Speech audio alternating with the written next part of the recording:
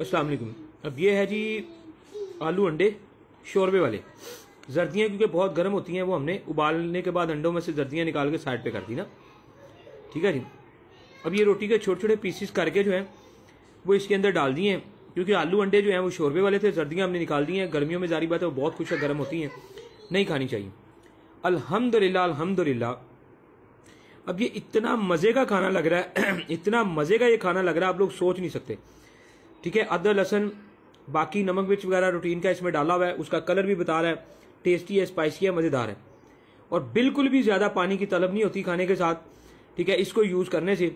और आपका मैदा जो है वो बिल्कुल ड्राई नहीं होता, और नमक मिर्च की वजह से आपको अलग से कोई ऊपर से चीज़ नहीं खानी पड़ती, खुद ब खुद खाना जो है डाइजेस्ट और हजम होता है, ठीक है। और इस तरह के खाने बना के खाएं, स्पेशली जो लोग खुद को बीमार समझते हैं या मैदे की बीमारियों में, इंशाल्लाह बहुत फ़ायदा और